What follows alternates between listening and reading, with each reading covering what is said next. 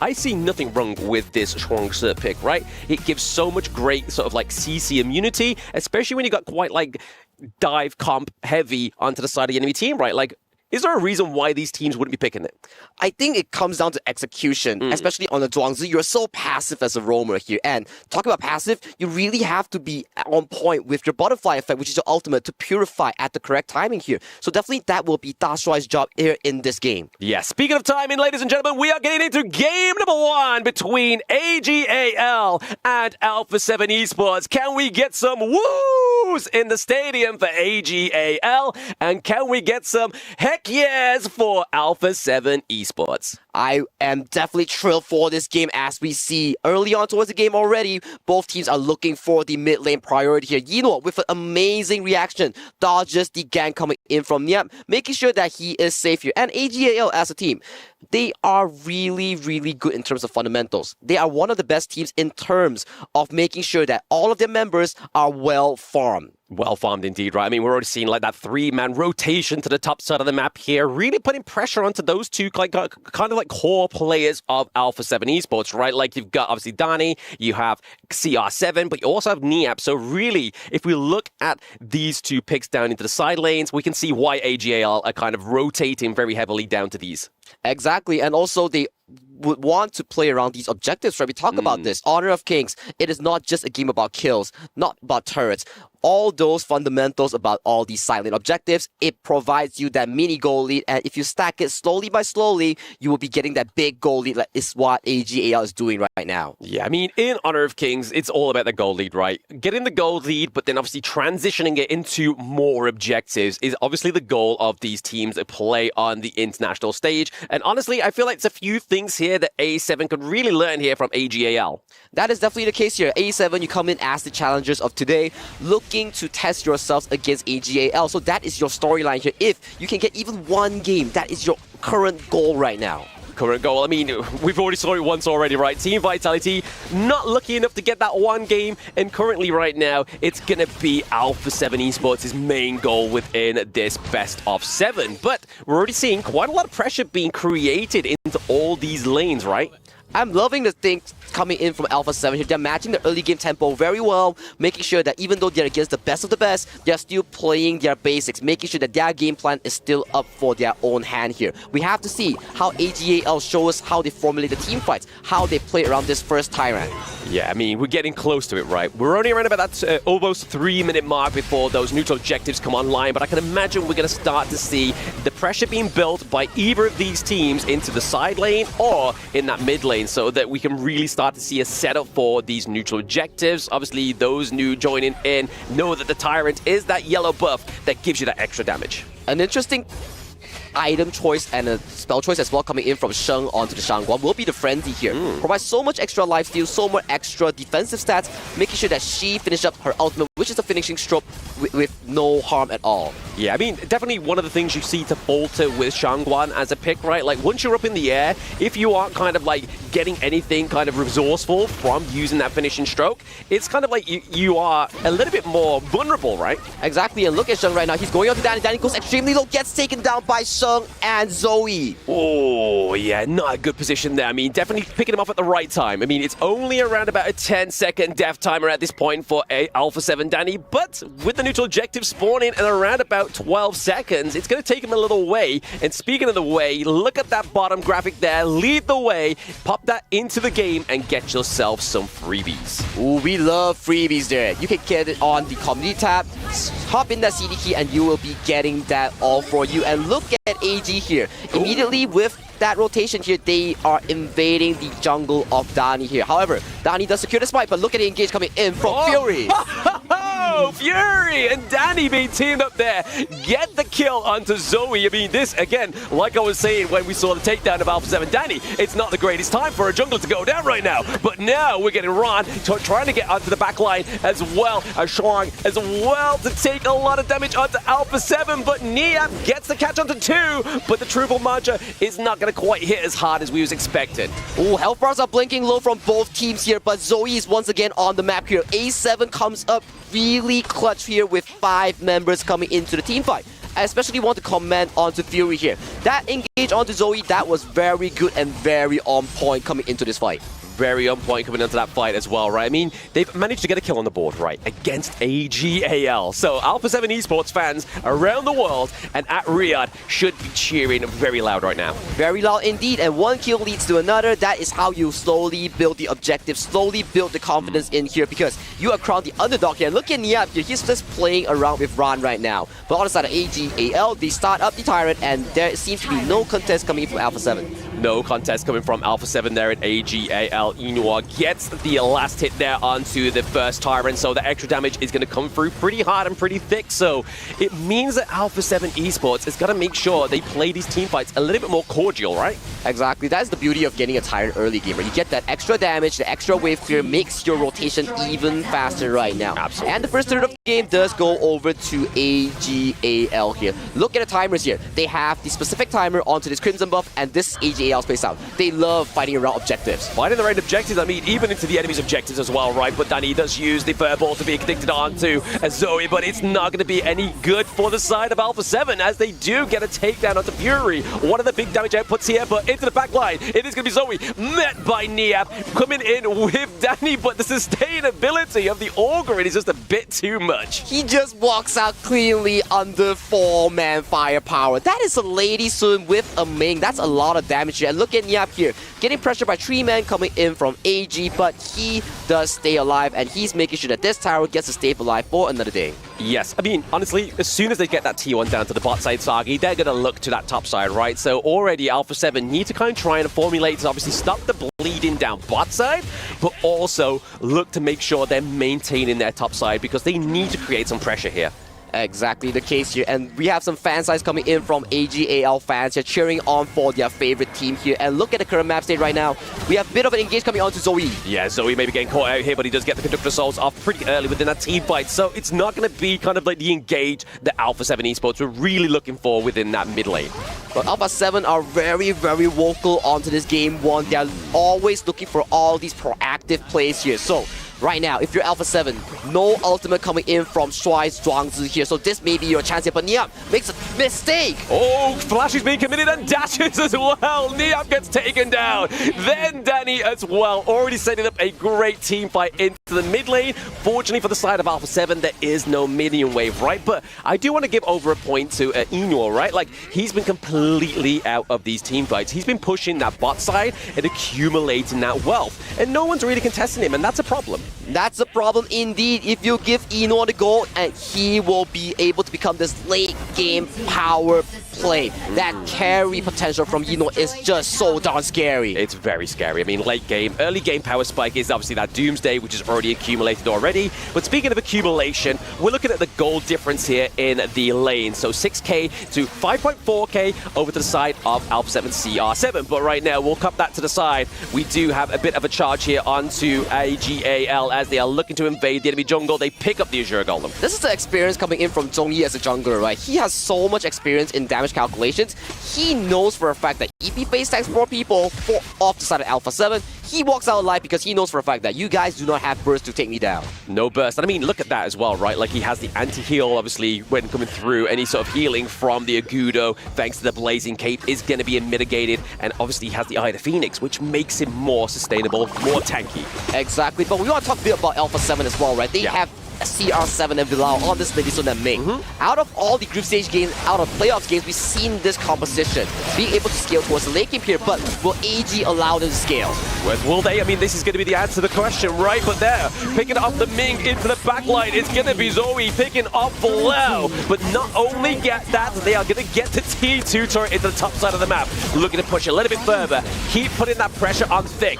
Nia is just trying to kind of pinch, poke, and prod the side of AG.AL, but it's not going to deter them here.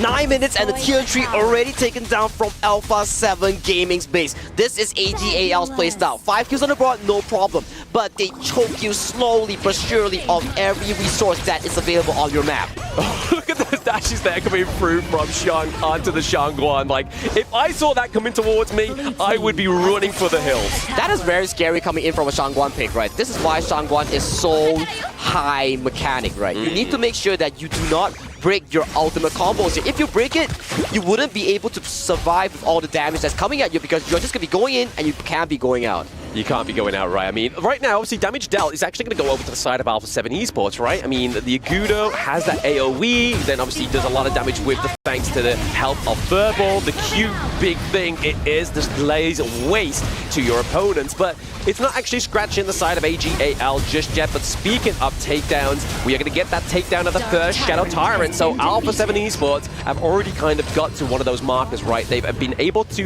withstand the 10-minute mark. 10-minute mark with the Shadow Tyrant, as you mentioned, the task here for Alpha7. Can they withstand the Shadow Tyrant buff that has been equipped by AG.AL? Currently, 2 waves pushing in, and they are scrunching towards their base. Sponging towards their base. They've got about 68 seconds left for that buff right now. Putting on obviously aggression into the front line. It's going to be Sean coming in with that Changwan, but now Niap is trying to keep away those minions. He uses the Enlightened Mantras just to push them away.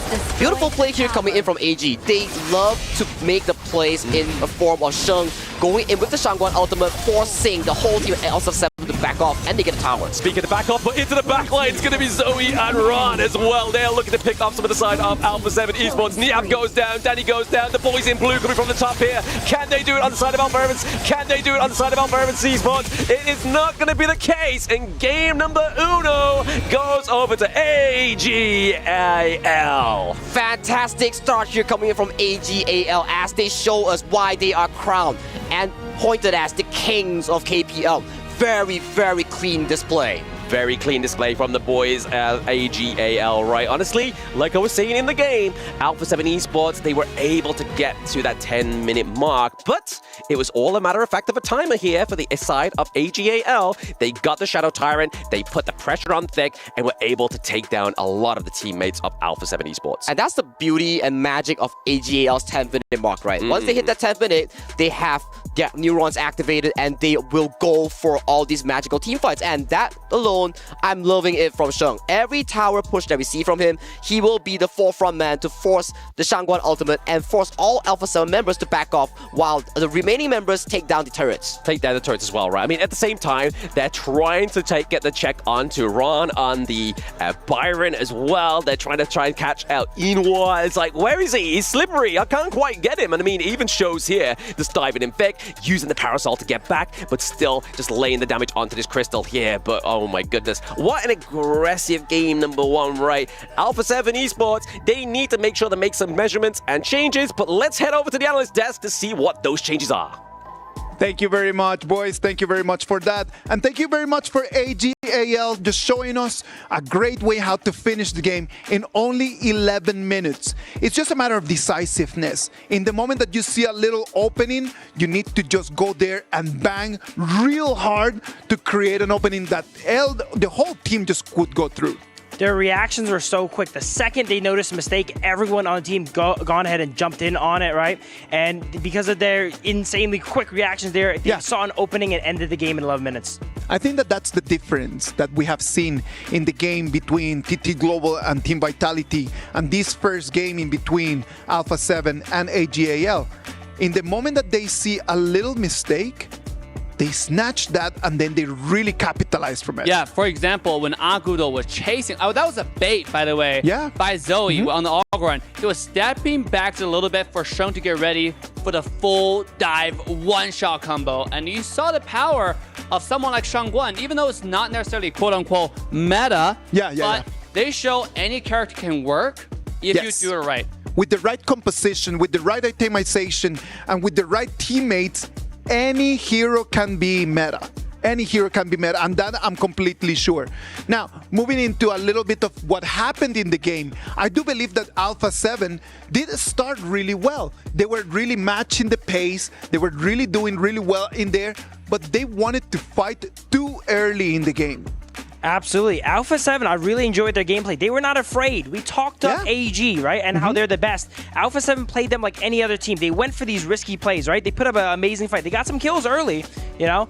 But the execution at the end was not as clean as AG, though. That's all. You need to understand when your lethal damage can come in, right? When you're fatal, when you can know, like, okay, as long as I take this fight, I know I have a little gap at the advantage, I'm gonna win. and they kind of jumped in moments where they did not have the items, they did not have the power spikes, but they thought, I really want to take this one. Yeah, Lady Sun needs farm. The whole point of this entire draft, Sun and Ming, is to give Sun farm. But Alpha7 jumped the gun just slightly, and I gotta give credits to AG.AL. Again, they didn't jump the gun. They were patient to let Arlie farm. And somehow, back to the Shangguan point, I think they were listening to Hoon's interview just now. I would say, actually, I know. The analyst said, oh, this guy wants to see Shangguan. All right. Why not? Yeah. Let's give the people what the people want, right? And that Shangguan in there, I hope that is going to become one of those heroes that we will be able to see again and again and again. Is it right over here in qualifiers? Is it going to be in the show matches? I hope that we can just keep seeing that.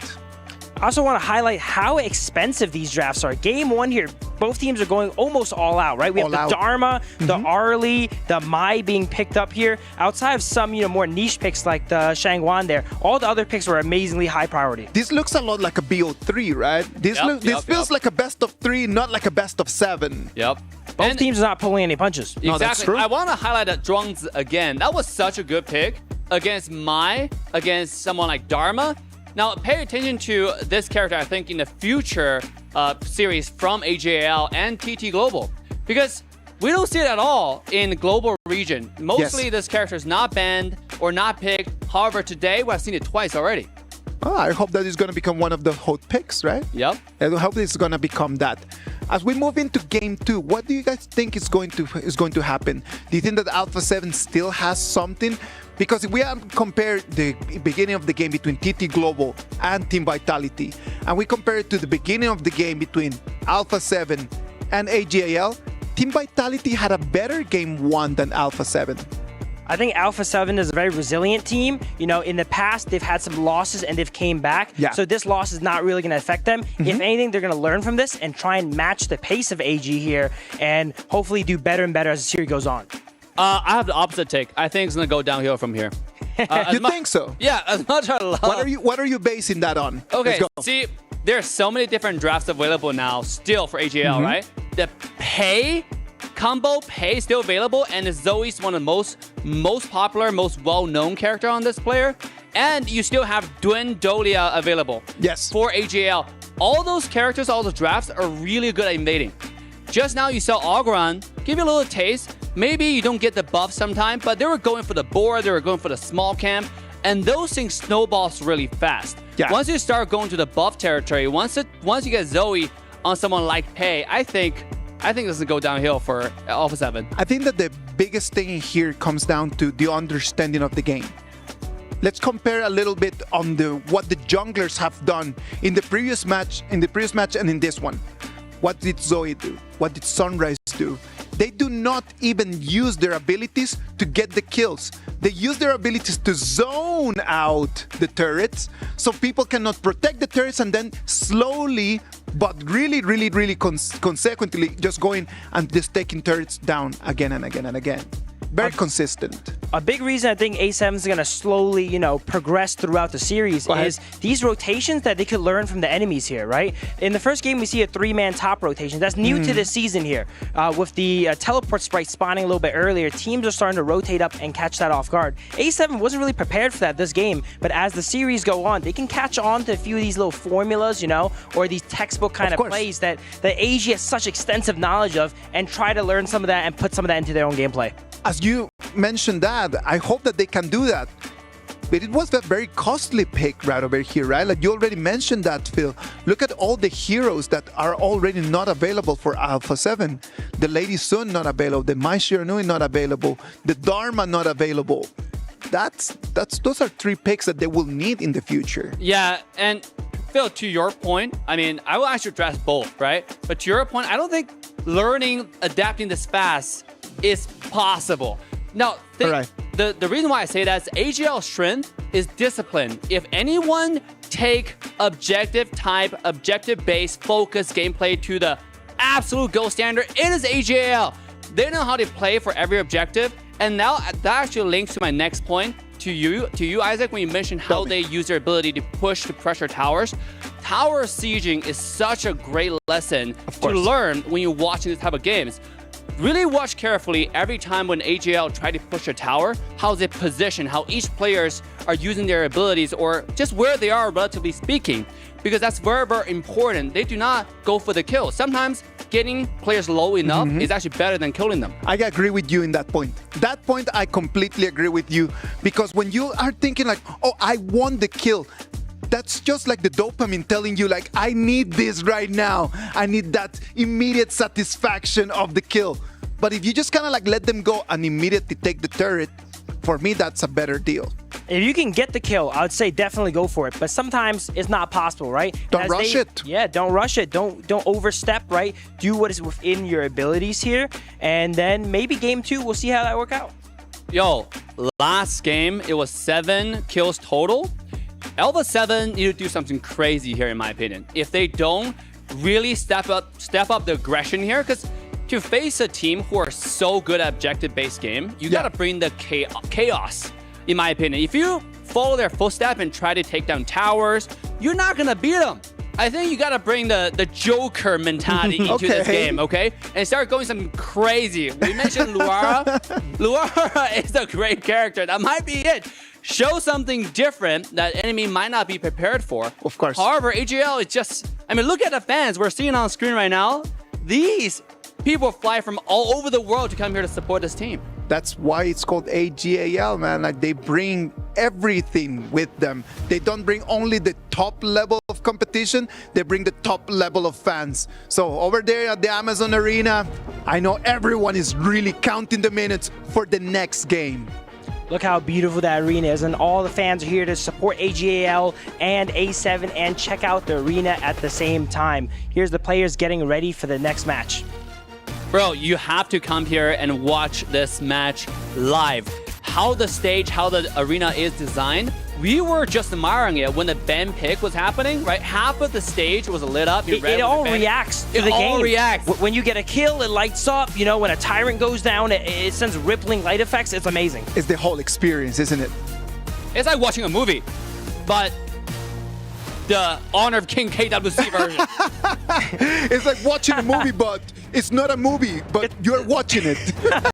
You're in it. You're watching the IMAX experience, the 3D movie experience, but Honor of King KWC version. Yes, sir. You know it. That's actually really nice.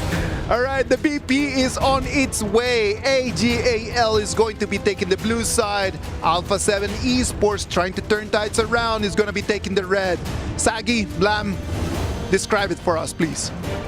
Thanks for that analogy, Dave. I wondered why I was trying to block projectiles coming out the screen because it seemed all 3D and very aggressive at me. But welcome back, ladies and gentlemen. This is going to be the game number 2 for AG.AL going up against Alpha7 Esports. We talk about IMAX experience, we talk about grandeur, but it's going to be Alpha7 Esports looking to bring up some grand picks and some grand playstyle in this game number 2, Sagi. If it's not now, when is it, right? Against the best of the best AG.AL, Alpha7 Esports, this is the best time that you show up and you show up big. Time to test yourselves because AG.AL, they have banned away the Arlie and the Liang right now. And Zoe's pay is still available for grabs here. It is available for grabs. I mean, it would be a little bit kind of like a, do we play it later on in the draft or do we just unleash it now? And right, that is going to be the answer. They're going to go for the Lung here, so giving it over to Yinwo. Ooh, Yinwo's Long is very special here. He loves to lurk around and look for these fights, and he will find your backline, assassinate him, and the damage calculation from him is just so clean. Very clean as well. I mean, it's a little bit more of a different approach of the Ali, right? Obviously, Ali, you kind of like slip in, slip out, but then it's going to be the Flaming Palms that comes through for the Lung that's going to be not only doing the siege damage, but also the damage onto the side of Alpha7 Esports. But we speak about pay, and when we want the pay to come through, we get the pay and Byron combo right now for the side of Alpha7 Esports. Exactly, a very strong early to mid-game tempo here being built around Alpha7 Esports here. Danny with the pay, I think this is his second or third showing onto this hero here. His showing, the first time it was during elimination or his qualification towards the group stage here. Yes. And he had a fantastic game here. And this pick has returned to the stage at the playoffs. It's returned to the stage, but I mean, we speak about couplings within Honor of Kings Esports, and we really can't not mention the Dolia and the Duan combo, right? We could also see that Celestial Blessing be used for Lung as well for the infinite vastness, but really, we're going to be looking at those engages with the Dune, right? Exactly. You can either look at two Unruly Blades, one to go in, one to go out, or two flaming palms right towards your face here. Ooh, that's gonna be a lot of damage here coming in from AG.AL's lineup. Yeah, exactly. That's a lot of ways and a lot of attempts to go for the side of AG.AL, right? But I mean, they're looking for a bit more control on the side of Alpha7 Esports. Hence the Princess Frost pick. I mean, is that potential obviously why the Liang was banned out? Or are we looking for some more kind of like high frame heroes? Are we going to potentially get the likes of the Mayin come through here for the side of AG.AL? That may be the case here, especially the bans are so focused right now onto Alpha7 Esports, especially towards CR7's farm lane role here. And Alpha7, they do the same thing that you have reciprocate. They ban out most of the Clash laners. That's 3 Clash lane bans right there. Ooh, I mean, we saw obviously TT Global play that lane in that last game, right? We saw it played quite effortlessly. It seemed pretty amazing for the side of those boys. But the Barty pick here has been one of those Clash lane picks that have been very kind of like dominating within the KWC, right? And I mean, give it over to the side of AG.AL, it could have been spelling trouble because access into the backline is very easy on that pick. Exactly, and talk about the access towards the backline here. Gui Guzi has been banned by AG.AL. They know how scary that pick is, especially when you pair up the Pei and Byron here. If they go in all together, that's gonna be very scary. But that threat has been removed, and Alpha7 Esports, they lock in the Mozi that is historically done very well against the heal or soft core type of roamers. Yeah, I mean, we can kind of see, obviously, the Motsu as well is able to kind of use that cannon blast to kind of set up engages from afar, but also being used as a quite good thing for intel, right? But speaking of range, we get the range from the Consort U. So obviously that Oak Bolt coming through can actually do very well, obviously, onto the Lung, but also the Protective Winds, right? That second skill, trying to actually time that correctly to then cleanse a lot of that physical damage from Inua's Lung. That is beautiful as well, as you mentioned, right? You have the Mozi and Consort U to do the double snipe in the lane, so that's going to be a lot of pressure here. And Consort U, like you mentioned, you can block off physical damage, and if you time the spell too correctly, you can block off crowd control as well here. For the side of AG.AL, they drafted a very well organized team composition. Every hero can pair with the Dolia. You can refresh the Yuhuan's ultimate, you can refresh the Long spell kit, you can refresh the Dun's ultimate as well. A lot of refreshing, right? I mean, definitely after that game number 1, Alpha7 Esports, they tried to bring it to AG.AL, but after that little bit of a break and maybe the refresh for them, it's not going to come from Dolia, it's going to come from their coach, it's going to come from their team supporting each other and saying, guys, let's try our best to scale this mountain that is AG.AL. And everybody in Riyadh and the Amazon Arena, we are getting into game number 2 with AG.AL against Alpha7 Esports. This game is gonna be crucial, especially for Alpha7 Esports, because it dictates your tempo and mental coming into the series here. And starting off the game, we are seeing a certain lane swap here coming in from AG as they swap Yino and Shuai towards the Clash lane to fight Niap on this Byron pick. Yeah, I mean, obviously, Byron here is definitely one of the bigger picks within the early game up into the Clash name, right? Like, 1v1s, he pretty much takes them every day up until Sunday, right? Like, every pick that comes through there, Byron definitely likes to go in with the early game and get those 1v1 matchups, because he has it all within his kit, right? Exactly, and look at the level 1 execution here coming in from AG there. They already countered the Crimson Golem here thanks to the lane swap here. So, when they plan the lane swap, they already have a game plan in mind, and the game plan is to counter this Crimson Golem here. But look at Alpha7 here. They know for the fact that bottom side has priority here, so they return the favor. They do return the favor, so obviously able to get that red buff for themselves is obviously going to be a little bit of a constellation price here, right? Yep, it's a 50-50 trade coming in from both teams here, but let's talk a bit about Ran's Guan Yu here. This pick is going to be very, very important in being the flank here coming in from AG.AL, as if you see on the side of the Alpha7 team, there is not a lot of hero to really disrupt this Guan Yu. there is not really that much to disruption, right? I mean, we potentially see the slowdown there thanks to obviously Fury's Winter is here, really try and kind of control the battlefield on the Gorge within that respect. But right now, obviously, if you haven't already, you have not checked the honor pass that you get for free with obviously the KWC exclusive skin, the Heaven Pulse Alessio.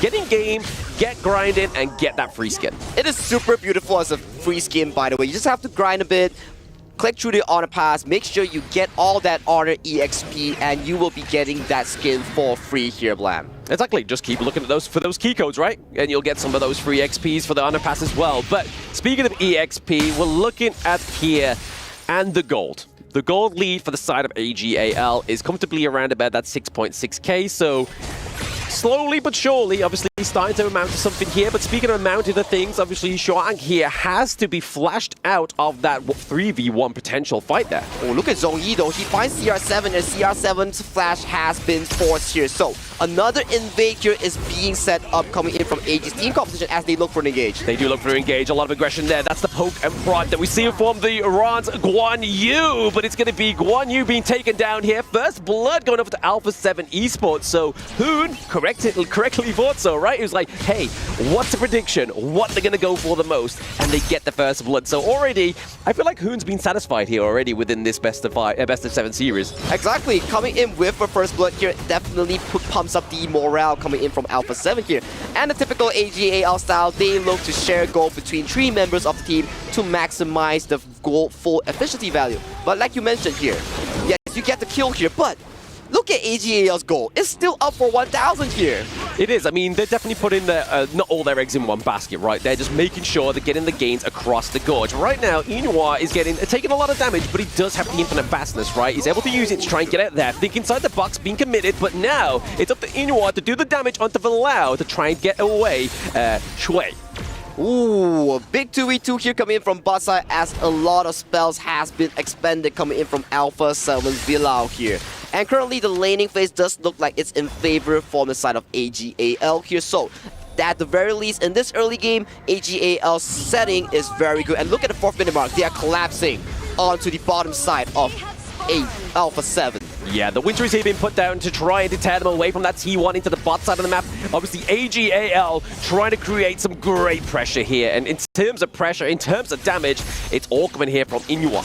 Exactly, and look at how much focus is being put onto this tyrant here by both teams here. We have 10 members coming in from the middle to bottom side of the map here. Both teams, they know how important it is to target down AG.AL's Eno here, and look at Villau. He has no flash, he gets caught out and he gets punished. He does get punished indeed. Obviously, the Motsu there, wouldn't you kind of already on top of him, and he doesn't have the common skill to get out? It's going to be hard for a pick like the Motsu to get out of those fights. So already AG.AL are using those intels that their team are kind of formulating and communicating together to say, look, guys, if we're going to strike now. And speaking of strike, we do see the Unruly Blade, but it's going to be thanks to Fury that's not actually going to follow through here.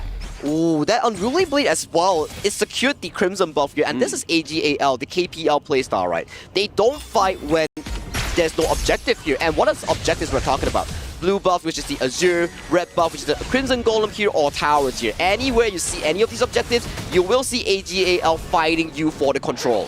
Fighting for control, and obviously they're giving over the buffs to the right heroes, right? I mean, giving over to Lung here, we're already seeing quite the expensive build coming through for Lung, right? Obviously the Eternity Blade, rather than going for the Axe of Torment, we're going to potentially seeing a lot more of that kind of like attack damage crit build coming through here. That's a very good point you pointed out, right? Usually the Lung, we see a Meteor, then we see a Starbreaker being finished at 3rd, but Yino goes for that Eternity Blade that will scale into further the Daybreaker, a very expensive but efficient build towards the late game here coming in from Yino. Exactly, I mean, if you try and go for you come online a little bit earlier, and then you can kind of have that dominance onto the Gorge that we know picks like the Loon can have. But already we're sort of seeing here the potential kind of like highlights is obviously Danny's actually out jungling Zoe here on the Dune, but as a pay, we should be seeing this, right? As a pay, we should be seeing this as well, especially he's taking so much resource here coming in from the side of his mid lane, which is Fury here. And look at AG.AL once again. When there's objective, it leads to one after another. Azure Golem goes over to Changsheng, and now they secure the bottom tier 2.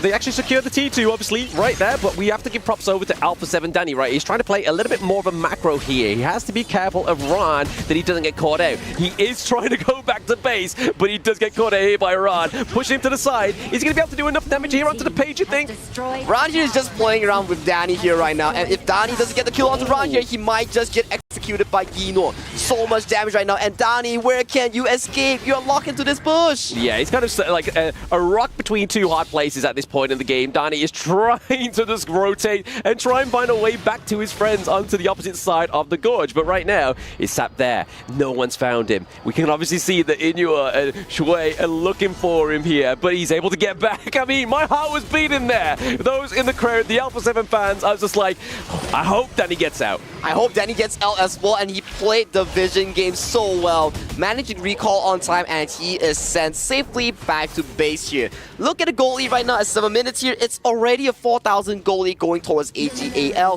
That's some magic coming in from AG.AL, as they are so efficient in farming gold. Very efficient in farming gold, but I mean, all that shenanigans that was happening there for Alpha7's Danny is the fact that he just lost a lot of gold per minute, right? Like, that's now allowed Zoe to actually try and accumulate a little bit more closer gap, but here we go with a flash in here from Shang, but he's able to get the CC onto one of the front lines, but there's nothing here to follow up just yet. Just trying to push them away from that T2 in the mid lane. He pushes back with T2, and Eno gets a snipe onto CR7 as he falls by the flaming palms here, and once again, they knock onto the tier 3 coming in from the tower of Alpha7 as they are looking to push it down. 8 minutes in, a tier 3 goes towards the favor of AG.AL. Yeah, I mean, onto the gorge, it must be like Riyadh, right? I mean, that protective winds wasn't available. The winds were just too hot from those flaming palms. Hot win, hot Riyadh. That is Esports World Cup for you here, Blam. And look at the top side here coming in from Donnie here. He successfully took down the tier 2 as a consolation prize, and he is one of the main carries here coming in from the side of Alpha7 Esports. He's rocking that gold chart with Elon. He's doing a great job. He's doing an absolutely great job at taking down those T2s, putting the pressure onto the top side of the map, off the side of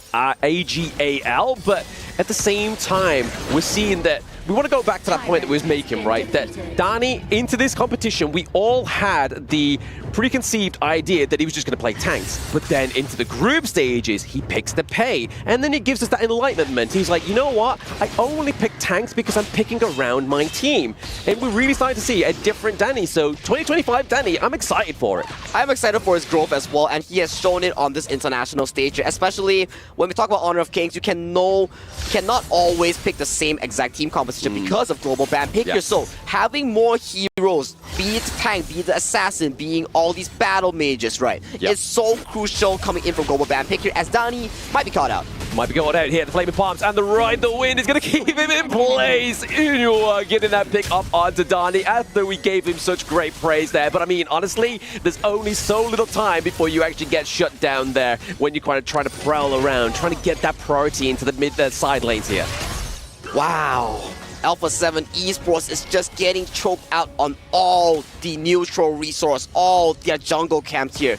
Looking at the goal lead here, 7,000 healthy going in from AG, and the kill score, only 3 kills to 1, but that is an insurgible amount of goal lead going towards AG.AL. Yeah, I mean, we always talk about, obviously, Honor of Kings evolving the esports-wise, and within the group stages, we've seen some very brawler kind of like matches where there is a lot of kills on the board, but with the playoffs of day number 2, I mean, the quarterfinals, the final part, we've rarely seen very many kills, but this is what shows, right? You don't need as many kills, you need the resources, you need the objectives. And look at here, he goes for a flank here, but CR7 press the protective switch, he gets out alive, but the remaining members coming in from Alpha7, you have nowhere to go as you get taken down one by one. One by one, they fall like dominoes over to the side of Alpha7 Esports. A nice use of that infinite vastness, right? They baited obviously Inua, but then he just takes his ultimate, comes crashing back down. And what else is going to crash right now? The crystal of game number 2 here for AG.AL. AG.AL takes game number 2 once again with a dominating fashion here. I gotta say here, Zoe and Ron, they are potential in these team fights is just so peak. They come in at the correct timing and make the carries have such a difficult time. A very difficult time indeed for the side of the boys of Alpha7 Esports, but they gave it a good shot, right? I mean, it's definitely improvement game after game after game. As long as these boys keep improving, there is a chance for them, right? There is a chance for them to scale this mountain as high as possible, but will they reach to the peak or will they set up camp? They will probably set up a camp for now because, as we saw, they successfully got a first blood here against AG.AL, and who in the world out of the global team can say that, right? There's so limited teams that can actually say that here. But once again, it's not about sprinting towards the mountain. It's about really climbing one by one, improving day by day in honor of Kings. Improving day by day indeed. But I can see here, obviously, mashing the basic attack buttons, mashing the buttons on a Magic 7 Pro, the device of the KWC. But this is it. This is that infinite vastness we was talking about, right? He took straight to the skies. Inoa was doing crazy bits. But I just want to ask Isaac a question. If I had merch like those in the crowd, would you buy a piece? You know that I would always buy a piece, Betty. You know that I got your back. I would completely just buy that and wear it with pride. It is already 2-0. AG.AL right now take already a 2 games lead on top of Alpha7 Esports. Alpha7 in this one did not look weak, but at the same time, that gap is not shortening. It's not becoming closer. They definitely showed some strength in the early game. You know, they got the Pay Byron in there, and they showed that they are able to utilize these picks and actually apply their strengths. Now, that's easy to say, but it's hard in practice. You know, even though Pay Byron's so strong early, you're against AG.AL. Yeah. Well, I would say when you pick Pay and Byron, you should play more aggressive. And last game, I mean, partially it's because it's AG.AL. It's hard to invade, it's hard to take that draft and have a lead with it. However, on the other side, AG.AL, they have shown us some insane draft. You got Duen Dolia, but they pair that with Yu Huan and Long. Dolia could literally ult anyone, and that would be a great ult. So last draft was really just mastery again. If you're watching, you want to learn, you just get into Honor of Kings, Dolia, and just pair that with any character you saw last game, you're going to have a good game. Well, Dave, you were talking a lot while we were watching in the green room just about that Guan Yu, right? Like that Guan Yu pick. Right after there, like on the last fight, you knew exactly that Guan Yu was going to come in. You predicted like 5 seconds before, and then Guan Yu jumps in, and then the fight finishes. Yeah, Guan Yu, I mean, I'm being a fan for AG Ran for quite some time now. And then, well, Xuanran, if you know his Chinese name, this character is so goated when it comes to engage timer, engage position. If you are one of those fighter clash lane player, you try to learn how to play Honor of Kings, the best person to watch is literally right here on this stage. He's playing right now, and Guan Yu is one of the best characters to show off how you can flame because it's so flexible. He's so fast. No, and that's the main idea, right? Like just to try to find a goal of what you want to actually become and then just move forward towards that goal. Absolutely, and not just the Clash lane. Everyone on AG is world-class, highest caliber. If you want to learn any role, go ahead and watch that respective player on AG here, and you're going to learn a lot. I agree. AG.AL right now, a 10 minutes, 56 seconds win. Something very similar to the previous one. Can we already start finding a pattern in there? I'm actually noticing there, I mentioned in the first game that A7 was kind of fearless in it, right? Maybe that was a little bit of ignorance is bliss. This game, I noticed once they got going, you know, and AG really got going, A7 played a little bit scared, you know? They're hiding behind their towers, you know? They're kind of giving up more than they're supposed to. So I'm not liking the way things are going here for A7. Yeah, like I said, there are many different options still available for AG.AL. Last game, and before last game, we talked about global ban pick. There's so many things open right now, and Duen Dolia, as we mentioned, was picked in game 2. Now, when Duen Dolia being picked, there's still Pay Byron available for AG.AL, one of their best comps. And I think that's coming out next. Maybe Alpha7 will ban it, maybe not. But you see, the problem in here is that if they ban that Pay and Byron, do you allow the Mai Shiranui out? Well, yeah. There are also other combos you can go with. This team is so flexible. You obviously also got the AGAL. AG.AL is so good at objective-based games. Yes. And I want to see them play the AGAL channel and Ziya combo and show the world how it's done. Because Honor of Kings is all about farm rotations. When you watch these games, we mentioned many different times, we're repeating ourselves right now. There's so little kills all across the map. It's all about towers, it's all about objectives and forcing those objective fights. But then they don't really kill you. I mean, it's not like they couldn't. They could, but that's not their goal. Their goal is the objective. Of course, they have clear priorities on what they want to do. I want everyone to understand something that I was actually mentioning to Phil when we were in the green room as well. The moment where Danny is caught in there in a 1v1 against Guan Yu, right? And then Inuo comes in and then they just start mirroring him out. And then he starts running away. And he understands the map in a way that he knows that as long as I stand in this place, they won't be able to see me. And he is able to spawn back home. That was super impressive. We call that a Houdini play because he just disappeared without being seen there, right? And to have the game knowledge to know that little pixel area cannot be seen, He's under the pressure of the entire enemy team and still is able to make the escape. I'm telling you, if that doesn't tell you that they are really evolving, I don't know what else you're looking for. That evolution of their understanding, it is happening. It is coming. It will happen one day. Right now, let's take a little break. We're going to come back with Game 3 of our match between AG.AL and Alpha7 Esports.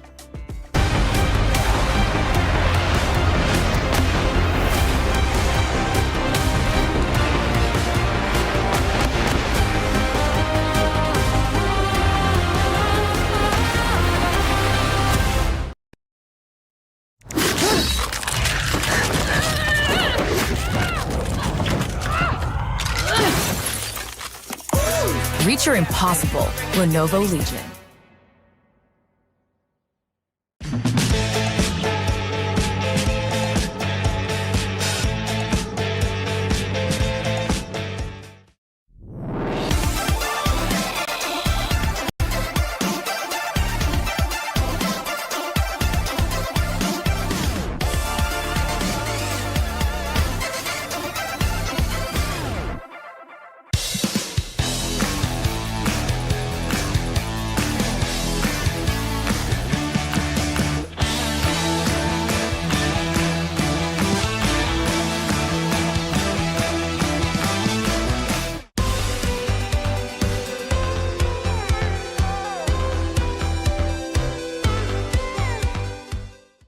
The human body was built to move, not trapped at a desk in one singular posture for 12 hours a day.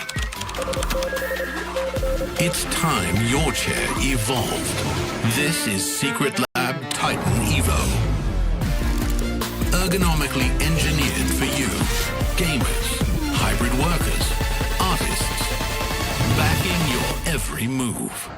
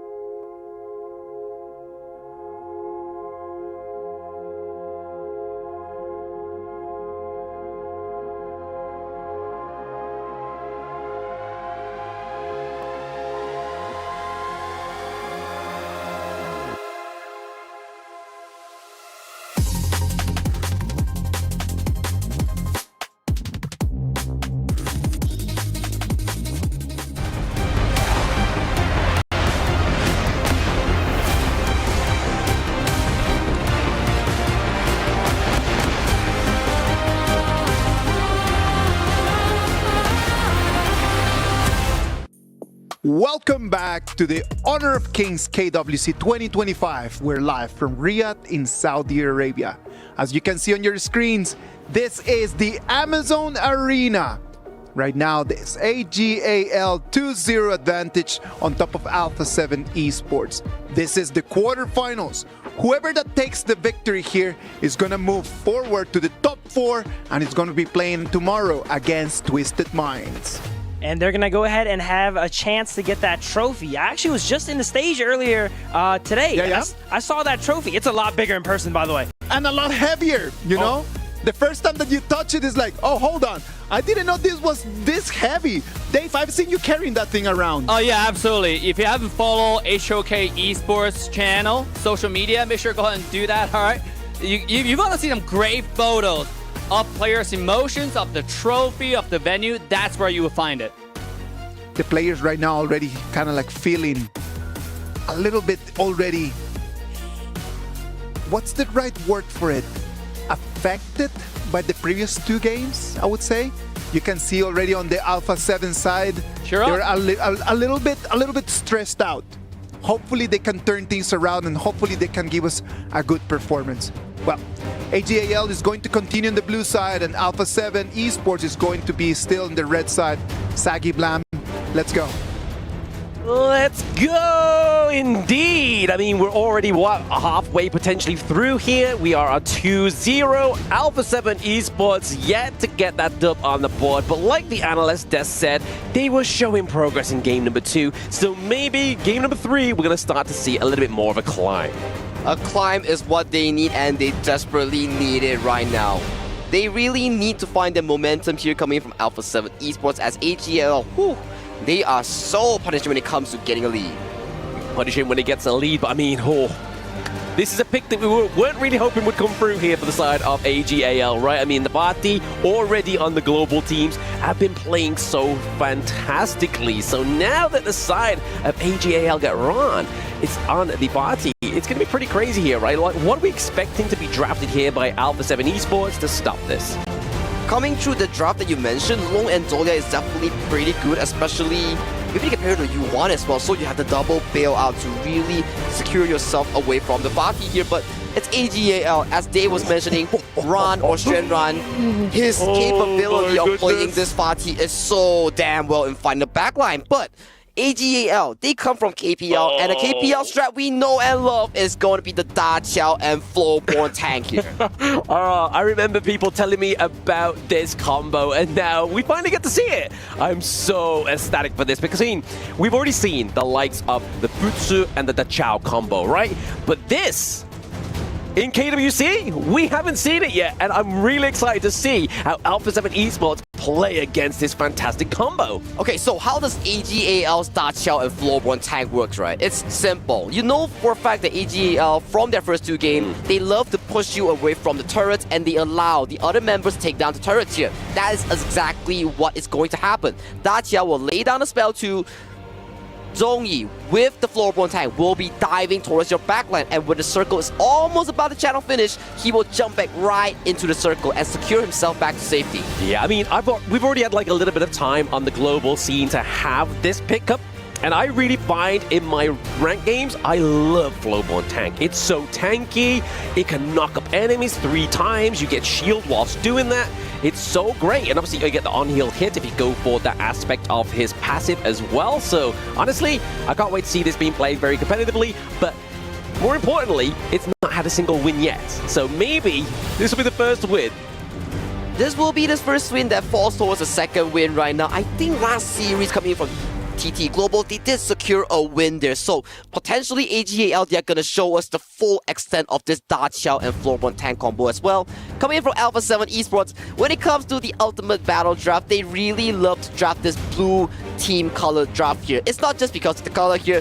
These heroes are so strong in their respective manners. I mean, they say that, right? The teams that style together stay together, and we can really hope that Alpha7 Esports, with the amount of control that Ishin comes with, the sustainability with the Orgren, and then also the refresh from the Dolia, and then the burst from Lung, could potentially be enough to get some great team fights here. But I mean, another good pick here for the side of AG.AL. In terms of obviously siege mechanics, the Fang here, the pickup is great. The Fang also does one thing very well. When Long hits you with that Flaming Palm, you can time Fang's roll, the spell too, at the perfect timing to dodge out or mitigate the Long's damage here. So I think that's what AG.AL Hino is trying to accomplish here. And we talk about Angela here, a very burst-heavy mage here. You go with the 2-1-3 combo and immediately you get to melt the front line or the first person you catch. Yeah, I mean, it's a great hero for those new players, right? They're getting into Honor of Kings. Angela with a very basic combo, great burst, great wave clear, and obviously great rotation as well.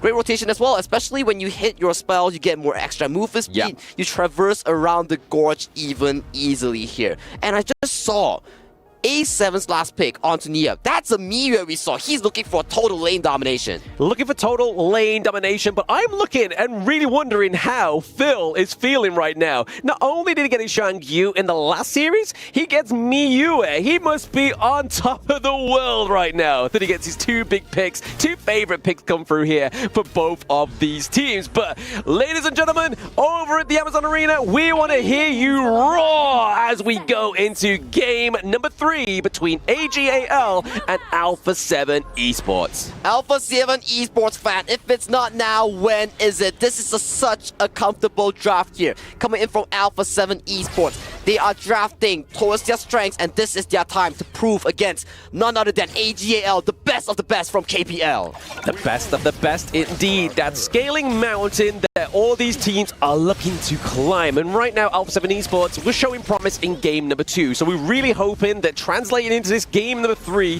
we're going to see some more promise. But speaking of that, leaping Koi Tides here is going to be really oppressive onto the side of AG.AL, right? And another lane swap as well, right, coming in from the side of AG.AL. They know for a fact that, okay, Ron, we don't want you to fight Niab onto this matchup here, but Zoe here, he seems to be stealing away from the Azure Golem here. He gets first blood once again coming in from Alpha7 here. And Yino, he's also getting caught out from the side of Alpha7. Alpha7 is on board. Alpha7's on board, and now they're going to get looking for some more here for Shui. He's able to go use the Sea of Fate to potentially get out of here. Leaping Koi Tides is going to be enough to save him and slow that rotation of Dani on the Alpha7. Ogren here. But speaking of 2 kills, KWC Glory is going to be your CD key to get some of that Honor Pass EXP we were talking about earlier.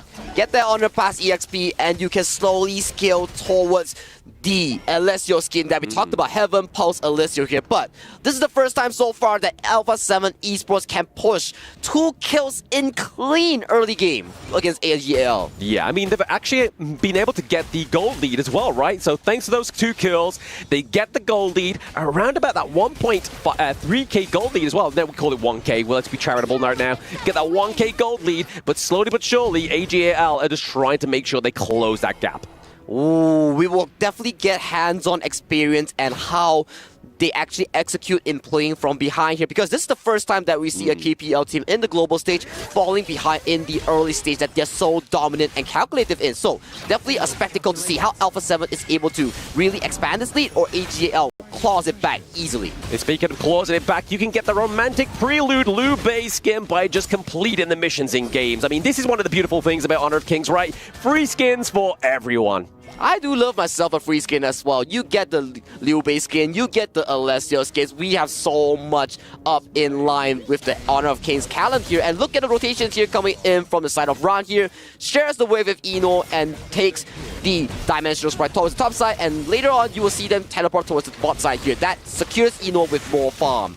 Secures him with more farm. I mean, let's look at like the late game potential breakdown here for the side of AG.AL. Are we really looking kind of like towards the Barty here? Going to be the late game cash out for the side of AG.AL. But we'll keep that to the side for now. Alpha7 Danny has to use the Conductor Assault to potentially get out of this team fight. But the second board being conducted thanks to Celestial Melody. Is it going to be enough? Okay! Ron gets taken down by the side of Alpha7 Esports. Niab comes out huge as he solos out Ron within the board. Double board coming from Alpha7 Esports, making sure that Ron had no way of escaping here. And Niab, so far, he's having a heck of a game. Heck of a game indeed. CR7 has to be forced out of that infinite vastness thanks to Inua's Fong here. But they're straight landing on top of the Koi Tides. Perfectly timed here. And then diving in is Inua with the first kill for the side of AG.AL. CR7, that's not where you want to be piloting, buddy. Immediate response here coming in from Strive to really punish CR7 that were looking for the re-engage here. And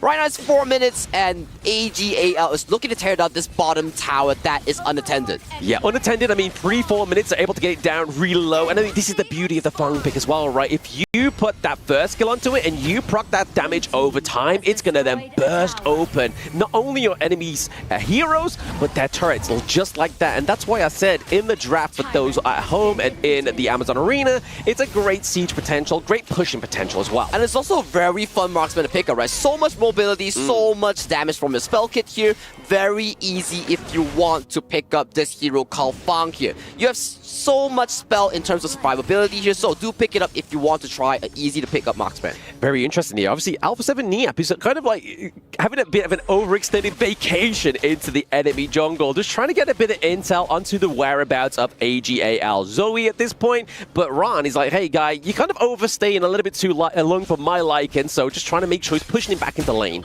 Yeah, Ron here pops the ultimate, looks for the 1v1 here. Neap has to be forced back, but he has the Umbral Moon to escape here, but gets knocked up by Strike here. The Eye of the Whirlpool comes in quick, and right now, we keep saying this about AG.AL, right? But their proficiency to get more than one objective, using the Eye of the Whirlpool to send everybody up to the top side of the map to take that T1 into the Clash lane as well. And they're so swift with their map movement here. One moment we see Ron on his bot side here, but look at Danny as he's jumping onto Shang. Yeah, jumping onto Shang here as well, but we are going to get that build, just splitting them apart, but Zoe's actually being very sustainable, but the Sea of Fate is going to be the thing that keeps him alive. A very crucial Sea of Fate here coming in from Strike here. This is the potential we talked about, right? You lay down a Sea of Fate here, and as Zoe, he soaked up all the damage that he calculated. He goes back to Sea of Fate here, all the spells here coming in from Alpha7, it went down to the drain. It went down the drain, actually sustaining a lot of that damage, but there's that damage coming from the Angela, right? We saw it, talked about it in the draft. So much great burst, and that Blazing Brilliance, her ultimate, just channels a beam that does so much damage. But right now, speaking of damage, we are needing to try to get Shui out of this one. He's getting out by the skin of his teeth. The board has been committed here by the side of Alpha7. They're looking to get the takedown. They do. They're looking for a little bit more here. But we see Miue. Umbral Moon makes it untargetable, but the Koi Tides is still going to do so much damage here by AG.AL. Shui is playing at the knife's edge here. He played that perfectly, baiting out CR7, landing that Koi Tide at the moment it mattered the most. Check out this replay real quick. Look at Shui. First Koi Tide, baits out CR7, flashes in, does not finish him up.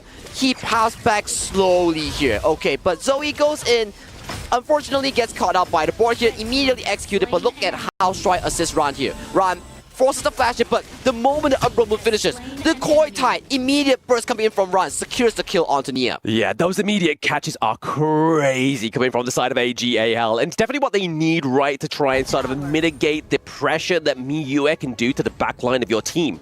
And this is the beauty coming in from these strong teams, especially from the KPL region. With their experience and gameplay, even though they were at a 0-2 deficit, look at the goalie right now. They're way back on board, and they took out Danny at this Crimson Golem, as we mentioned. Objectives are the key taking here. You cannot be walking in solo. You cannot be walking in solo, but not only getting Danny right, they got the Crimson Golem buff over to the side of AG.AL as well, and now they're just trying to kind of like motivate and capitalize on those T2s into the top side of the map, which they've secured right now. But already, I mean, if we're looking at Alpha7 Esports here, right, how does Alpha7 Esports come back in this one, Sagi? They will really require CR7 to be able to scale towards the late game here, because this long, once he hits that late game power spike, he's going to be tearing up this backline here. And we talked about this. They have a pretty decent team composition that allows them to fight these big team fights.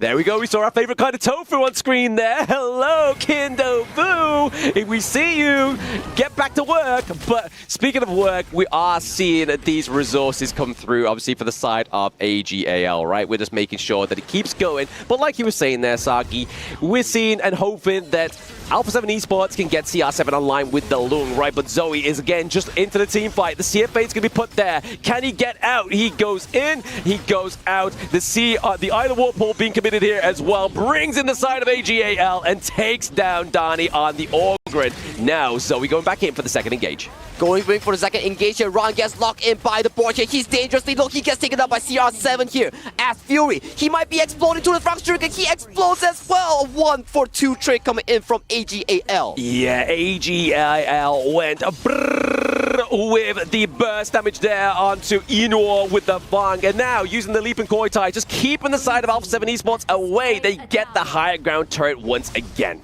AG.AL's execution on this Da.Qiao is so beautiful here.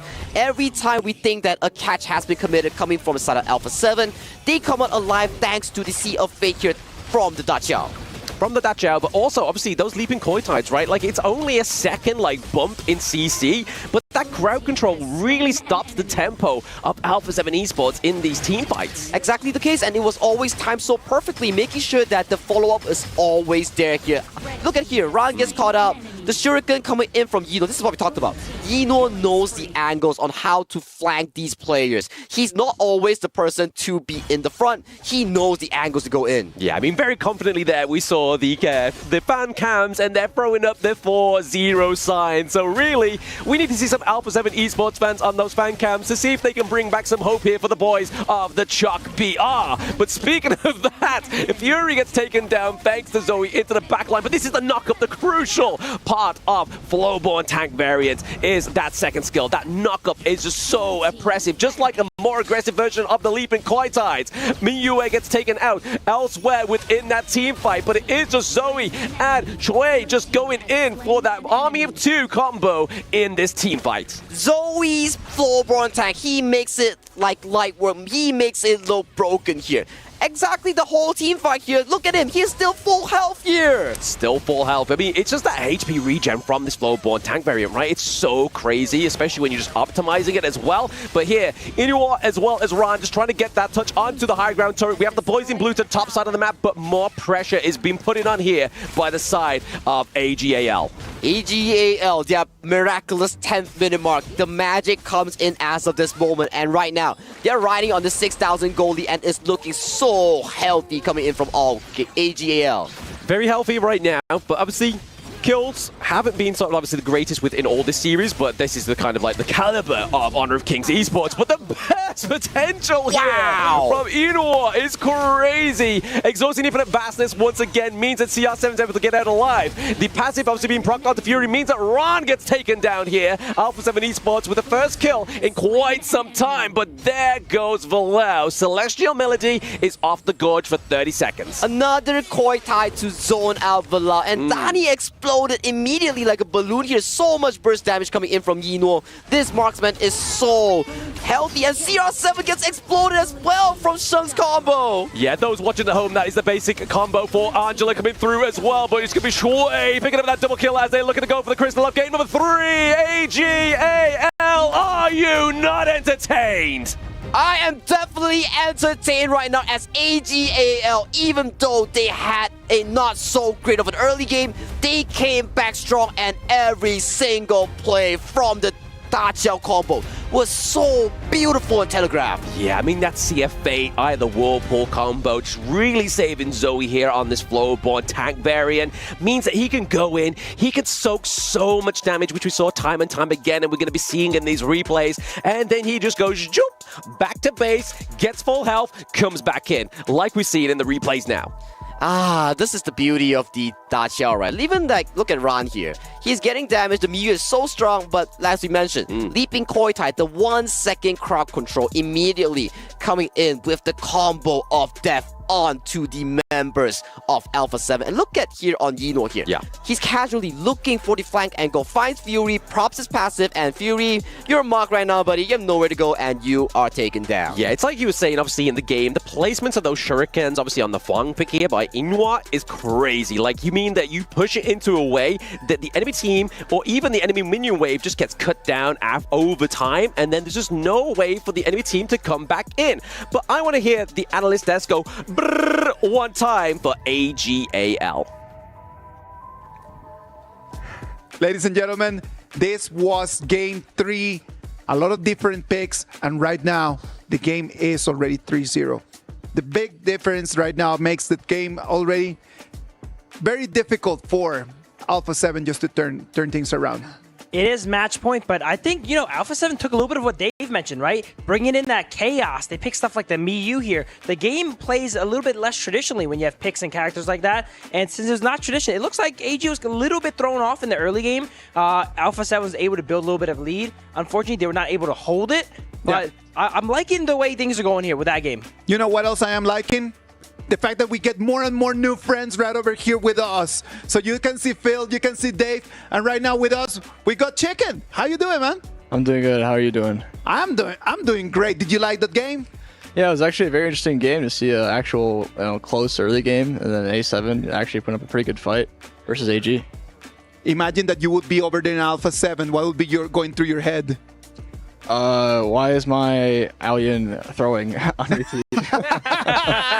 No one is throwing in here. It's just so difficult. It is just so tough, The problem in here is that the compositions coming from AG.AL are so different every single time. There's no way to prepare for that. Who would say that we were going to be seeing the Fang right over there? I was not expecting that. I was not expecting that either. Fang is definitely one of the fastest tower or any objective shredder in the entire game. The skill 1 explosion.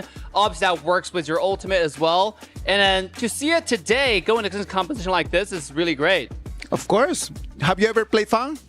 I've not played it. I played against it a lot. It's one of those really frustrating marksmen, I agree. right? It's a ladder character. Yeah, and I think it fits Eno's playstyle because he doesn't want to go down. He likes, playing that 1v1, kind of like Arlie. And Fang is extremely good 1v1. I love playing Fang. It's one of the heroes that I love playing. I've been playing that for a long time. And I'm telling you, when you have a little bit of an advantage, the burst damage, done. You can take 1v5s easily. And the thing about picking out Fang is you can bait out a lot of skills, like Long's ultimate, Miyue's ultimate. I think that's one of the reasons why they're going for it. And they also have Da.Qiao. If you notice, Flowborn and Da.Qiao are always picked together, and Fatih as well, because when you have fighters like this, Da.Qiao can send a teleportation in the front, and you had a fighter who diving in, not worried about dying, because there's always a way out. Now, Fang can do the same thing with a skill too. So you can go in, bait all the skills, and then there's a teleportation to send you home. Well, on the other side, like we saw Nia playing that Miyue, right? Yep. Chicken, you've played Miyue, right? Yeah, I've played her before. Anything that you can tell us a little bit on that Miyue? What are some skills that we need to be looking forward just if you actually want to be good at that Miyue? The second skill, I think just generally makes you do more damage to the target and slows them down, so it's very important to connect. She's very strong in the early game, and she can snowball pretty hard, so I wasn't surprised seeing A7, like Miyue getting, popping off in the early game and bait and whatnot. Something I found really interesting was that the Fatih swapped lanes with the Fang pretty early in the game, and obviously, I'm not a pro or out of that level yet, but I've played Fatih versus a Miyue, and it feels like a very hard, almost impossible matchup. So like them, AG having that like in the middle of the game, thought process right away, like, oh, I can't play this, swap lanes right away. And then they swap back later when it's more favorable, and then they killed the communication, right? Yeah. It's just understanding the momentum, understanding that when things are not going your way, you need to make decisions just to kind of like try to take control of the game. That was the difference between AG.AL and Alpha7 in this game. AG.AL did not have the first 2 minutes of the game. You see, Alpha7 comes in, takes 2 kills immediately in the first 1 minute, take control of the game, but AG.AL said like, you know what? Let's not rush it. Let's calm down. They go to the farm lane. They take CR7 on what he thought it was a 1v1 that turned into a 1v2.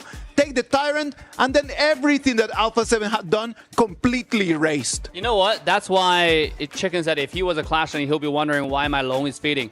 I mean, it was the one-on-one over there. I can totally understand it. If I would be CR7, I would do the same. Yeah. You don't get that much opportunities to go against Eno, right? In this level of competition. Of course. When you have a chance for the clip, you go for it. It's for the highlights, man. He wanted to make the highlights reels. He wanted to be in the Qiddiya top plays, but you know what? He did not make it. It did not work out, Phil.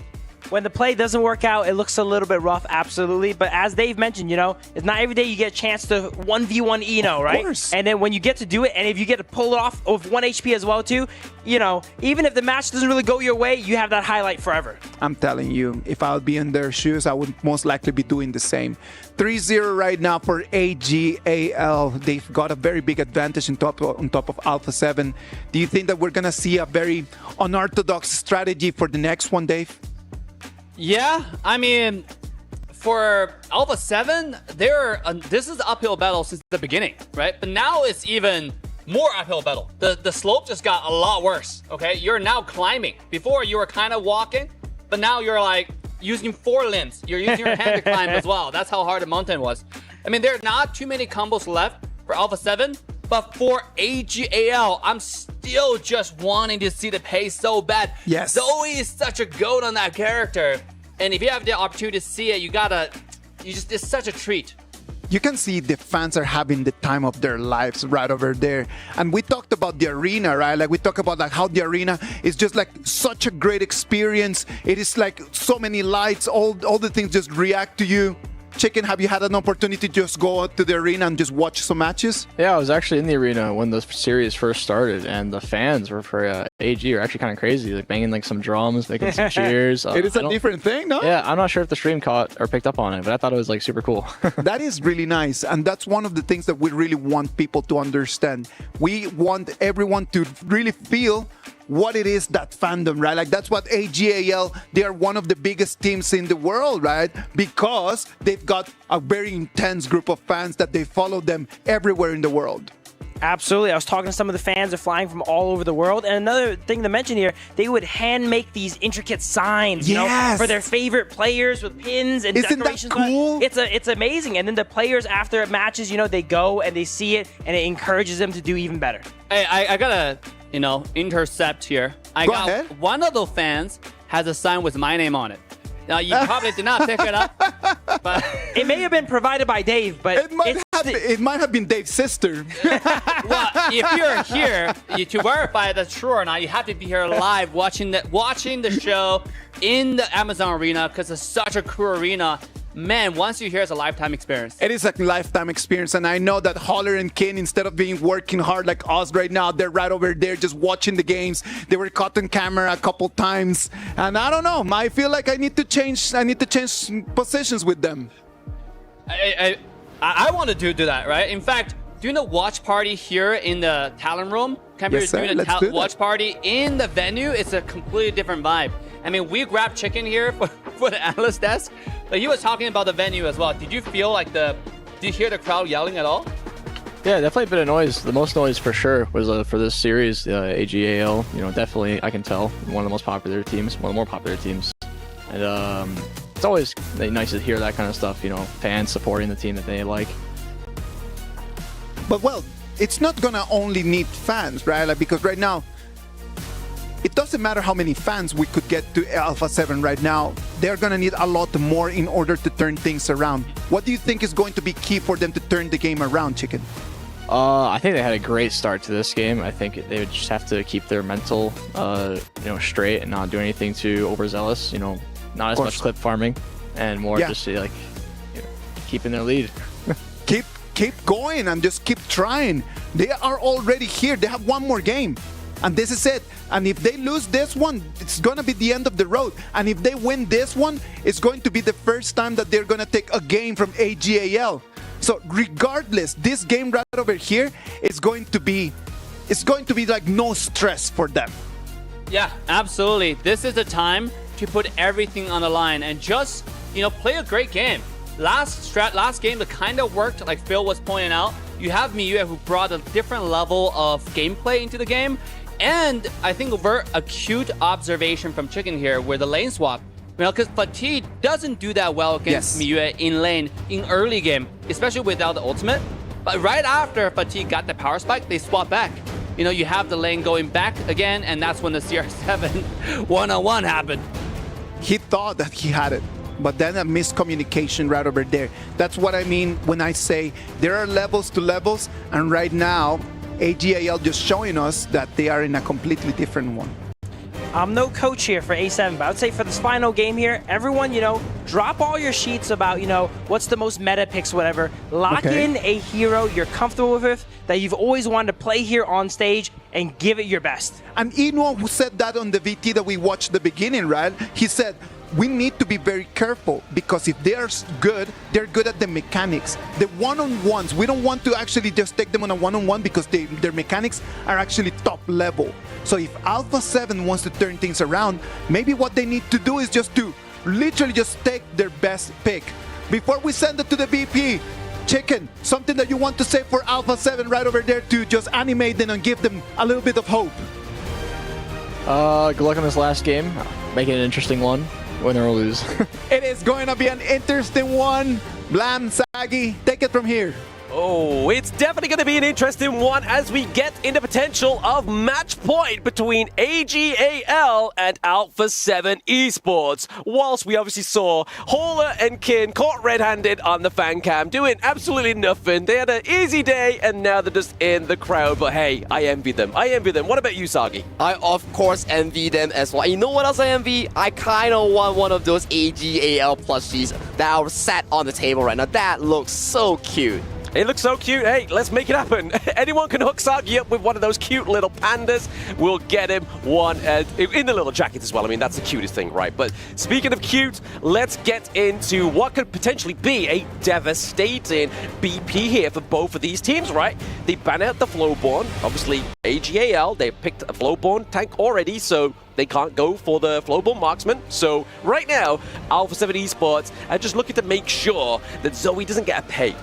Ooh, pay. Like we mentioned, Zoe's FMVP performance hero has been banned off here. And banning out the Flowborn tank means one thing here. They are trying to unleash Zoe here on a jungle assassin pick. Be it the Luna or be it the Jing. I am so stoked and excited to see what Zoe has in store for us in this game number 4. Let's see if it's going to be that Proyo Blue, because I mean, if it is going to be the Luna, we've seen it many a times over onto the blue side that it comes through with that first pick, right? But I mean, they ban out the Liang onto the side of Alpha7 Esports, really opens up that kind of potential for those playmakers like this Dharma pick here. I'm loving this Dharma from Ran here. We talked about this, even though Ran did not have the perfect game last game, but he was always looking for all these angles, accessing the backline here. And in this game, Dharma is such a strong and prized pick here. And on top of AG.AL's clash pick here, he will come up huge. He will come looking huge, right? I mean, definitely what we've been seeing throughout the KWC is some of those pretty much play of the days, right? Made by this pick alone. No truth and mantras that kind of like knock the enemy onto the wall. They catch 2, they catch 3. It's devastating. But we're going to be looking over here for the side of Alpha7 Esports, what they are going to be locking in for their first 2 picks. I mean, they've already picked up the Mai Shiranui, right? So they can't really go for that. So realistically, what are we going for here? What are we going for here right now? I am still waiting for the final confirmation on the 2 picks coming in from Alpha7 Esports here. But okay, we back it up a bit. We think about the potential picks here, right? What if Dani locks in the Luna here? Game 4, potentially your last game here in the KWC 2025. You can go out with a banger just like what Vitality Zankyu did. Exactly right. I mean, just trying to go out with a banger here is the potential for either of these 2 teams, right? I mean, if they go out with a banger with that 4-0 for AG.AL, I'm pretty sure the crowd in the Amazon Arena are going to be ecstatic. But for the side of Alpha7 Esports, they would love to get a point onto the board, right? I mean, this is what all these teams are here for. They are looking to scale the mountain. That is these 2 teams, that is TT Global and AG.AL. And right now, we have seen progression from Alpha7 Esports. I would have to give it to them, though. Game number 2 was definitely their best performance. Game number 2, best performance, and game number 3, they came in so good in the early game with the 2 kills here. And as we talked about here, what better way of learning Honor of Kings than learning from the best itself like AG.AL and TT Global? Yeah, I mean, this is going to be experience that kind of lasts with these teams going forward, right? Because, I mean, ultimately, that is the goal, is get some experience onto the board. Let's see how they fare against these teams and what they can take away from it, right? Because this is what really, like, levels up some of these teams within the global scene. And whether it be from Chuck BR, PKL, IKL, MKL, which is obviously going to be one of their opponents tomorrow, right? TT Global going up against Nova Esports. What are we feeling about that matchup as well? I'm going to be saving my energy for that matchup tomorrow. I'll let you know tomorrow here, but AG.AL fans are definitely the most loving ones so far. We see so many of these fan cheering signs coming in from our audience here at the Amazon Arena here. They are so prepared for this potential final game. They are prepared. I mean, we've been seeing on the fan cams, right? We've seen some 3-0s being thrown up, some 4-0s being thrown up. We can see, though, however, Hauler and Kin have been completely neutral. They have not thrown up any score signs at all because they know that if they did, they would be... They will be whipped indeed, and I will be walking to their face and be like, are you for serious here, buddy? But definitely, AG.AL, out of these 3 games here, they showed us one thing. Even if you lose the early game here, if you play towards your basics, if you play according to your strats and your game plan, you will come up huge. And talking about coming up huge, AG.AL, locking in that Jing onto Zhongyi and Sheng on the Mai Shiranui here. So much assassination potential. So much assassination potential, but like the potential that comes through here with these teams is these new picks. I mean, the Lushan here, this has not been picked up within the KWC. This is one of those heroes that has great disruption onto the enemy turrets. It's quite unique, right? Like if you pick Lushan and you use his skills onto the turrets, it stops the turrets firing out ballists and bullets. So really great at kind of putting pressure onto your enemy team. Now, ladies and gentlemen, over at the Amazon Arena, we are getting into game number 4. Can we get some HOKs going on with the crowd? HOK, as this may be the potential game for AG.AL to close off the series, or will Alpha7 find a miracle in this series?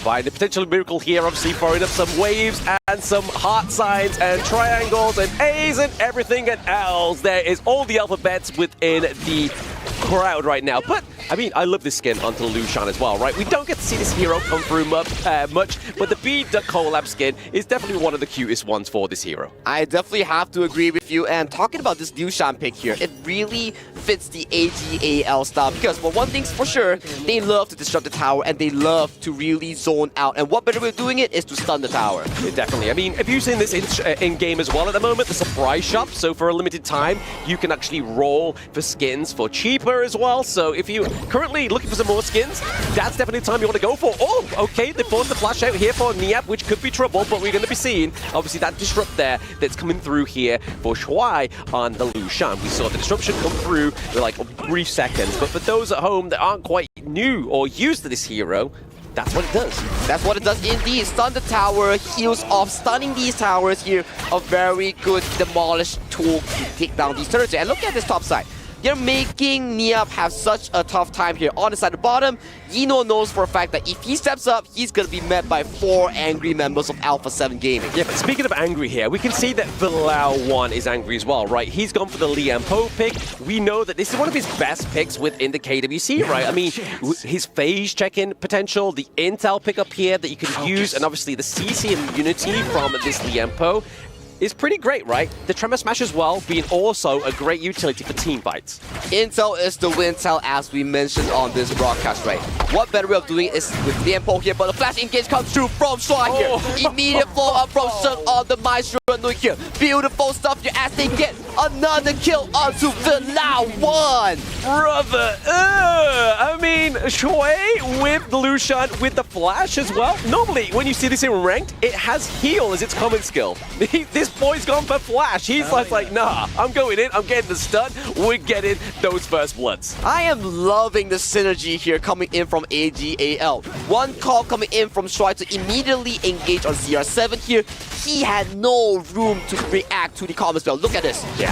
The moment that he sees Sheng being enraged, goes for the flash engage, combos up with another flash engage follow coming from Sheng, executes CR7 immediately. Yeah, I mean, Chano in the early game is going to be really squishy, but now we have the mirror domain into the circle, and there it is. Zoe gets a kill onto Danny, and then another one here for Shuang as well, coming through for the side of AG.AL.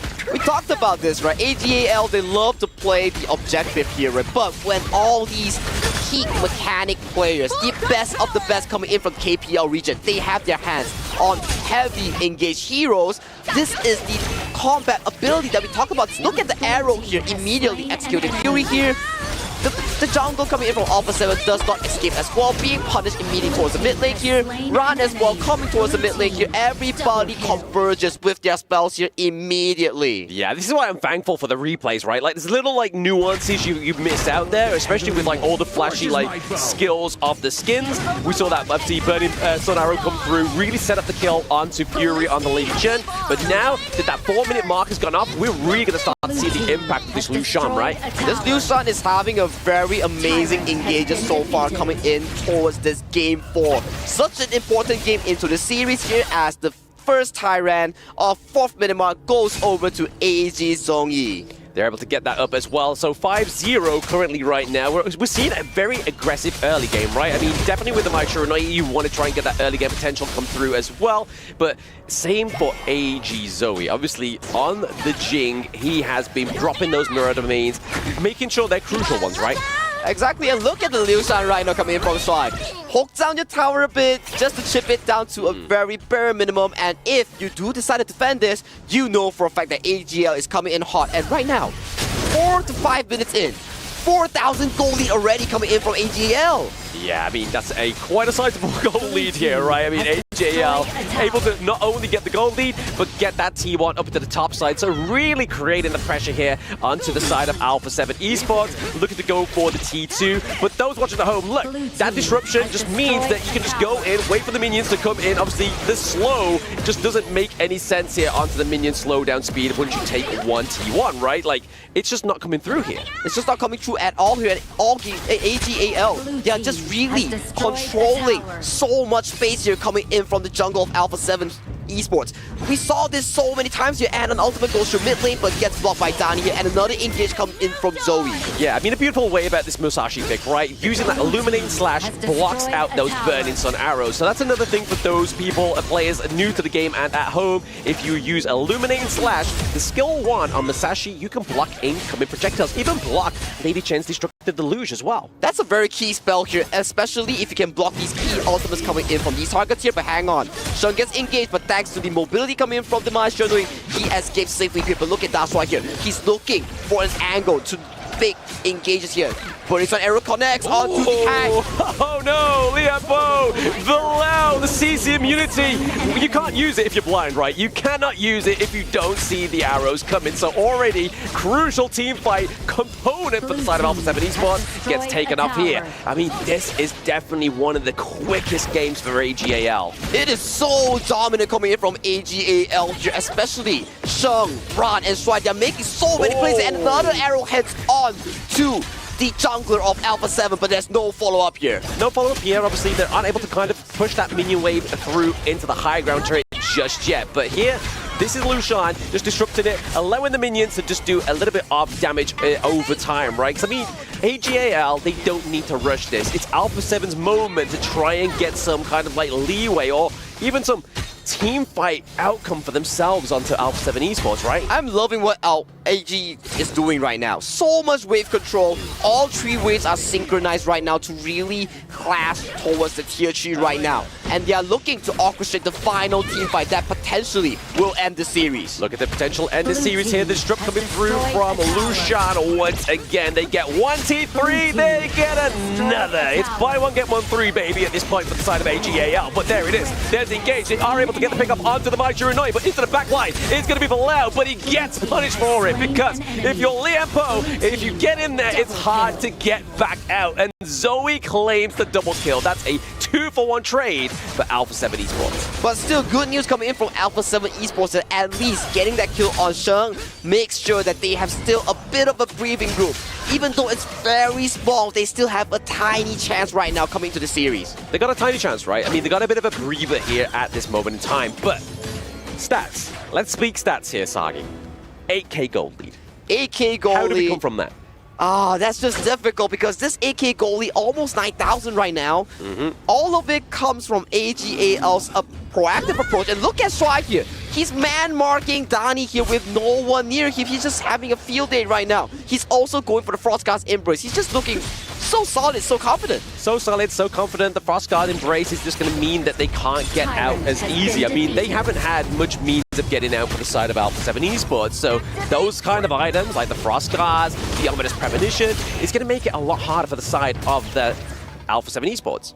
Exactly, and the arrow goes wide coming in from AG's Enor here. But look at Swai here, continuing the disturbance onto the tower as this is the final tier 3 of Alpha7 Esports. The lone tower standing, and right now Enor, he looks for another engage. Yeah, Minuet's crashing in on 3 lanes. It's going to be scary for the side of Alpha7 Esports. They're going to take that onto the low. And there is the mirror domain being put through, doing the damage onto the side of Alpha7 Esports. That is a wipe here for AG.AL. Absolute cinema. AG.AL are your last semi-finalists. AG.AL, absolute cinema, absolute destruction onto Alpha7 Esports. The boys in white and red, they come out huge and they show dominance as the kings of KPL. The kings of KPL, and probably their most cleanest game yet in terms of aggression, putting it onto the side of Alpha7 Esports. I feel like this was kind of just like, hey, we'll get to game number 4 and then we will show the true AG.AL. We talked about this, right? We think that they're an objective-centric team. They can only play fights around the objective. No. You give them the Maestro, you give them the Dharma, bombastic engages, multiple angles here coming in from all members of AG.AL. Wow, what a display here coming from this team. Yeah, I mean, just a word to the wise for those at home as well, right? We saw the Lucian. If this starts coming in my ranked games, please play it like this. Like, go back, watch this game as many times as you need to, and play it this way. He is timing all the engages, the flash forward so beautiful and so correctly. And look at his arrow here. It flies through the gorge, hits onto Villawan, and immediate engages comes in from all members of AG. You know for a fact that when we talk about AG, it's all about the full team here. Yeah, all full team, all hands on deck. And this is what we saw here towards the late game, right?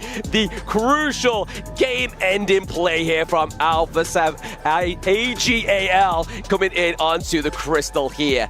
But we are going to be throwing over to the interview now with Inyo. Welcome back to the stage, and standing by me will be Ino from AG.AL. So please say hi to the audiences. 大家好，我是 AG.AL 一诺。 Yeah, this will be your 3rd time here in Riyadh. Last year, you were here together with the KPL Dream Team, and 2 weeks ago, you were here to attend the grand opening ceremony of EWC. And this time, you came together with AG.AL members. Do you have different feeling for that? 我们一诺呢已经是第3次来到利雅得了。那去年是和梦之队一起来的，然后2周前呢还来看了开幕仪式。那今天此刻呢和所有 AG.AL 的所有成员一起来，这3次给到你的不同的感受是什么样的呢？2次都是代表俱乐部和 KPL 过来打比赛的，心情都比较紧张兴奋吧。然后有一次过来参加开幕式，就比较开心吧，过来见识一下国外的这种大型赛事的表演。 Okay, for last year and this year, we are representing KPL and AG.AL. This is such an honor, and we are trying to bring the pride to our club. And for that ceremony, it will be my personal experiences to finally see how big the world is and attend such a grand ceremony. It will be my honor. And it's a brand new meta and brand new opponents for AG. It's going to be challenging. 所以这个版本呢，其实对于你们来说也会比较新，包括呢我们面临的对手呢也会是新的对手。 这个对于你们来说有难度吗？有一些挑战吧，因为HOK 跟国内王者荣耀的版本不太一样，区别还是挺大的。我们也花了一段时间去适应，现在也还在去了解 HOK 更先进的一些阵容跟英雄。 Alright, we feel a little bit difficult because the HOK meta is quite different with the one we had in KPL. We're still learning, trying to figure out what will be the best combo, what will be the best strategy in this meta. And up next, tomorrow, your enemy and opponent is going to be Twisted Mind, who just won in the ultimate battle. What do you think of that? 你们明天的对手呢会是 Twisted Mind， 他们昨天刚刚在巅峰对决才获得胜利啊。对于那场比赛，你的感受是怎样的呢？ 当时也看了他们几场比赛，觉得他们的节奏感包括实力都比较强劲吧。希望明天能跟他们打一场比较。